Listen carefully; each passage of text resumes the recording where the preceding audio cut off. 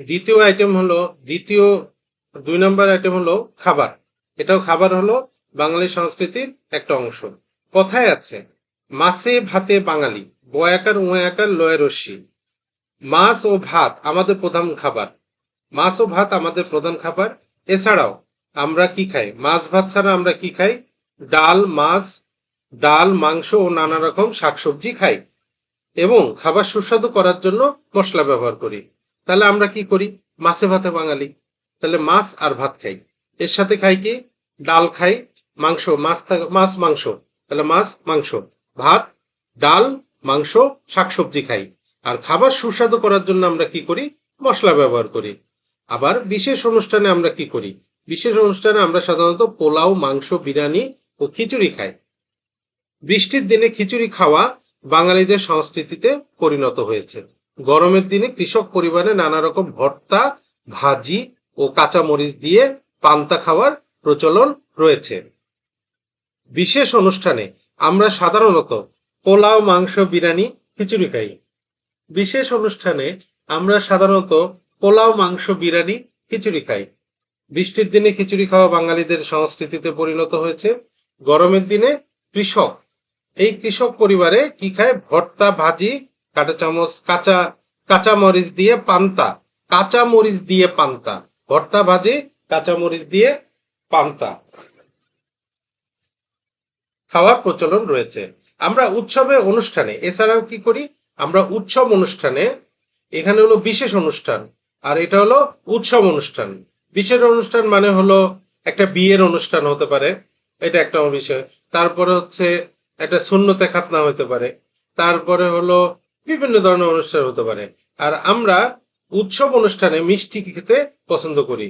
আমাদের উৎসব যেমন ঈদ একটা উৎসব, আমাদের মিষ্টি খাবারগুলো মিষ্টি ধরনের খাবার খেতে পছন্দ করি। এটা আসলে মিষ্টি খাবারগুলো সাধারণত দুধের তৈরি হয়।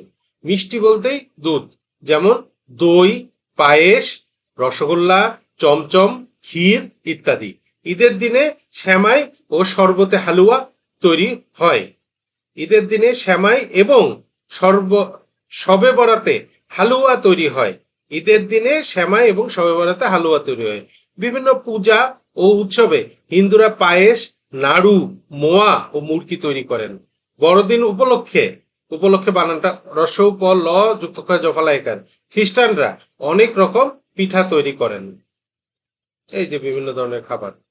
তাহলে আমরা কি বলি? আমাদের প্রিয় খাবার নিয়ে সহপাঠীদের সাথে আলোচনা করো। বিশেষ অনুষ্ঠানে আমরা কি খাই? একটা হলো খেয়াল রাখতে হবে, একটা উৎসব আর একটা বিশেষ অনুষ্ঠান। বিশেষ অনুষ্ঠানে আমরা কি খাই? বিশেষ অনুষ্ঠানে আমরা খাই হলো পোলাও, মাংস, বিরিয়ানি ও খিচুড়ি খাই। বৃষ্টির দিনে একটা বিশেষ অনুষ্ঠান, বৃষ্টির দিনে খিচুড়ি খাওয়া বাঙালিদের সংস্কৃতিতে পরিণত হয়েছে।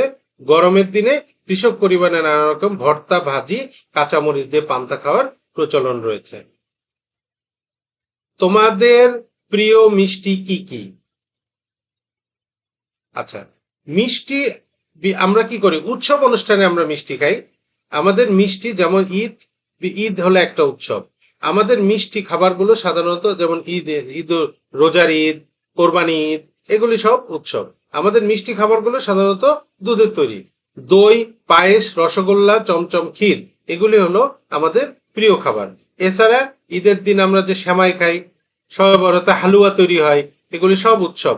আবার পূজা ও উৎসবে হিন্দুরা পায়েস, নাড়ু, মোয়া, মুরকি তৈরি করে। আবার বড়দিনের উৎসবে হলো পিঠা তৈরি হয়। তাহলে আমার অনুষ্ঠানকে বিভিন্ন আমার মিষ্টি খাই। মিষ্টি খাবারগুলো সাধারণত দুধের তৈরি। দই, পায়েস, রসগোল্লা, চমচম, ক্ষীর। ঈদের দিনে সেমাই, শরবতে, শবে বরাতে হালুয়া। এটা একটু খেয়াল রাখবো। তাহলে আমাদের প্রশ্নের উত্তর হবে হলো ঈদের দিন। ঈদের দিন ও শবে বরাতে কি খাই? ঈদের দিনে সেমাই, শবে বরাতে হালুয়া। পূজার দিনে কি? পূজার দিনে হলো পায়েস, নাড়ু, মোয়া, মুরকি। পায়েস, নাড়ু, মোয়া, মুরকি। বড়দিনে পিঠা। নিচের খাবারগুলো যে কোনো একটি রেসিপি জোগাড় করো। যেমন শরবত। শরবত হলো কি? আমরা একটা গ্লাসে পানি নিলাম, ঠান্ডা পানি নিতে পারি, গরম পানি নিয়ে ওর ভিতরে লেবু চেপে দেবো, একটু চিনি দেবো, এটা আমাদের শরবত তৈরি হয়ে গেল। বাক্য সম্পূর্ণ করি। আমাদের প্রধান খাবার কি কি? আমাদের প্রধান খাবার এখানেই দেওয়া আছে। আমাদের প্রধান খাবার কি কি? আমাদের প্রধান খাবার হলো মাছ ও ভাত। আমাদের প্রধান খাবার। এই মাছ ভাতের সাথে আমরা মাংসও খাই, তাহলে এটাও আমাদের প্রধান। এছাড়াও আমরা মাংস, ডাল, নানা রকম শাকসবজি খাই।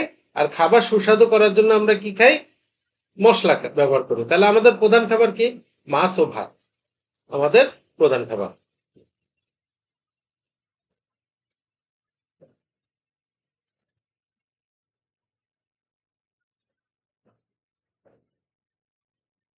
আচার, 3 নম্বর, আচার, অনুষ্ঠান ও সঙ্গীত। আমাদের জীবনে বিভিন্ন সময়ে অনেক রকম অনুষ্ঠান হয়। নিচে সেরকম 3টি ছবি দেওয়া হলো। একটা হলো মুখে ভাত, একটা হলো গায়ে হলুদ, আর একটা হলো জন্মদিন। মুখে ভাত, বাচ্চাকে প্রথমে ভাত মুখে দিচ্ছে। গায়ে হলুদ হলো বিয়ের আগের দিনের অনুষ্ঠান, এটা গায়ে হলুদ লাগানো হয়। এটা হলো জন্মদিনের অনুষ্ঠান আমাদের দেশে। তাহলে আমাদের দেশে বিভিন্ন অনুষ্ঠান, উৎসব, বিভিন্ন উৎসব। উৎসব কি? উৎসব হলো যেমন ঈদ একটা উৎসব। তাহলে এই যে জন্মদিন একটা, বিভিন্ন উৎসব অনুষ্ঠানে, পালা পার্বণে এবং দৈনন্দিন জীবনে। তাহলে 3টা জিনিস। বিভিন্ন উৎসব অনুষ্ঠানে, পালা পার্বণে, দৈনন্দিন জীবনে নানা প্রকার গান বাজনা হয়। নানা প্রকার গান বাজনা হয়। ঠিক আছে? গান বাজনা হয় 3টা সময়: বিভিন্ন উৎসবে, পালা পার্বণে, দৈনন্দিন জীবনে। তাহলে লোকসঙ্গীত, বিভিন্ন গান বাজনা হয়। লোকসঙ্গীত এই মানে একটু লিখবো দেখে দেখে। লোকসঙ্গীত বাংলাদেশের প্রাণ। তাহলে এই যে বিভিন্ন গান হয়, গানের একটা হলো লোকসঙ্গীত। লোকসঙ্গীত, সঙ্গীত মানে গান। লোকসঙ্গীত, লোকজনের সঙ্গীত। লোক, লয়কার কস, দন্তের স, উনিশ্বর, গয়া দীর্ঘিত। লোকসঙ্গীত বাংলাদেশের প্রাণ। খেতে লাঙল দিতে দিতে কৃষকরা গান গায়। খেতে লাঙল দিতে দিতে কৃষকরা গান গায়। তাহলে ধান, কৃষকরা যখন খেতে চাষ করে, এই চাষ করতে করতে গান গায়। নৌকা বাইতে বাইতে মাঝি গান গায়। খেতে কাজ করে কৃষকরা। কৃষকরা যে গান গায় সেটাই, সে লাঙল দিতে দিতে, সেটাও একটা লোকসঙ্গীত। নৌকা বাইতে বাইতে মাঝি গান গায়। তেমনি এক গ্রাম থেকে অন্য গ্রামে যেতে যেতে বাউলেরা গান গায়। 3টা জিনিস। খেতে চাষ করতে করতে কৃষকেরা গান গায়, নৌকা বাইতে বাইতে মাঝিরা গান গায়, এক গ্রাম থেকে আরেক গ্রামে যেতে যেতে বাউলেরা গান গায়। এই গানগুলি কি? এবার গানগুলি কি? গান বাজনার লোকসঙ্গীত কি কি? জারি, সারি, বাউল, ভাটিয়ালি, ভাওয়াইয়া, গম্ভীরা আমাদের প্রধান লোকসঙ্গীত। তাহলে মনে রাখতে হবে, জারি, সারি, বাউল, ভাটিয়ালি, ভাওয়াইয়া, গম্ভীরা আমাদের প্রধান লোকসঙ্গীত। এছাড়া গ্রামের মেলা আর অনুষ্ঠানগুলোতে, তাহলে এছাড়া কি আছে? গ্রামের মেলা আর অনুষ্ঠানগুলোতে, বিভিন্ন ধরনের অনুষ্ঠানগুলোতে পালাগান, যাত্রা, যাত্রা, পালাগান, কীর্তন আর মুর্শিদি গানের আসর বসে। যাত্রা, পালাগান, কীর্তন আর মুর্শিদি গানের আসর আসর বসে। সংরক্ষণের অভাবে আমাদের নিজস্ব সংস্কৃতি হারিয়ে যাচ্ছে। বিদেশি সংস্কৃতির প্রভাবে আমাদের দেশের সংস্কৃতি আজ বিপন্ন। তাহলে আমরা এটা মনে রাখবো, সংরক্ষণের অভাব, এটা খুব ইম্পর্টেন্ট জিনিস। এর অভাবে আমাদের নিজস্ব সংস্কৃতি নাই হয়ে যাচ্ছে, হারিয়ে যাচ্ছে বিদেশি সংস্কৃতির প্রভাবে। মানে বাইরের সংস্কৃতির প্রভাবে আমাদের দেশের সংস্কৃতি বিপন্ন। আমরা সবাই সচেতন হলে আমাদের সংস্কৃতি রক্ষা করা সম্ভব হবে। আমাদের সচেতন হতে হবে। এটাই মানে, সংরক্ষণের অভাবে সংস্কৃতি হারিয়ে যাচ্ছে, বিদেশি সংস্কৃতির প্রভাবে আমাদের সংস্কৃতি বিপন্ন। আমরা সবাই সচেতন হলে আমাদের সংস্কৃতি রক্ষা করা সম্ভব হবে। তাহলে পারিবারিক বিভিন্ন অনুষ্ঠান নিয়ে প্রধান সহপাঠীর সাথে আলোচনা করো। তোমার সবচেয়ে পছন্দের অনুষ্ঠান কোনটি, কেন? এটা নিয়ে আমরা আলোচনা করতে পারি যে বিভিন্ন অনুষ্ঠান, পলা পার্বণ। আমার সবচেয়ে বড় আনন্দের অনুষ্ঠান হলো জন্মদিন। এটা হতে পারে, এই সময় সবাই মিলে আনন্দ করি। তারপরে হচ্ছে বিভিন্ন ধরনের গান বাজনাও করতে পারি। এটা এটা হতে পারে। এই দেখো, মুখে ভাত, জন্মদিন, জন্মগ্রহণ করার দিনটি আনন্দ সহকারে পালন করা হয়। তাহলে আমাদের সবচেয়ে আনন্দের জিনিস, দিনটি হলো কি? জন্মদিন। এটা হলো জন্মগ্রহণ করার দিনটি আনন্দ সহকারে পালন করা। মুখে ভাত, ছোট বাচ্চাদের প্রথম মুখে ভাত দেওয়ার অনুষ্ঠান। গায়ে হলুদ, বিয়ের আগে গায়ে হলুদ অনুষ্ঠান হয়। ঠিক আছে? তোমার এলাকার লোকগীতি সম্পর্কে কিছু তথ্য খুঁজে বের করো। আচ্ছা, লোকগীতি। লোকগীতি সম্বন্ধে কি তথ্য পাবো? এই যে দেখি, লোকগীতি হলো লোকসঙ্গীত মূলত। যেমন যেমন জারি, সারি, বাউল, ভাটিয়ালি, ভাওয়াইয়া, গম্ভীরা, এগুলি হলো আমাদের প্রধান লোকসঙ্গীত। এছাড়াও যাত্রা যাত্রা, পালাগান, কীর্তন ও মুর্শিদি গানও আমাদের লোকগীতি। এটা একটু খেয়াল রাখবো। তারপর হচ্ছে আমাদের ঐতিহ্য, আমাদের সংস্কৃতি কেন ঐতিহ্য হারাতে বসেছে? সংরক্ষণের অভাব। একটা লাইন এই শব্দটা মন ভুল যেন না হয়। সংরক্ষণের অভাবে আমাদের দেশের নিজস্ব সংস্কৃতি হারিয়ে যাচ্ছে। নিজস্ব বিদেশি সংস্কৃতির প্রভাবে আমাদের দেশের সংস্কৃতি আজ বিপন্ন।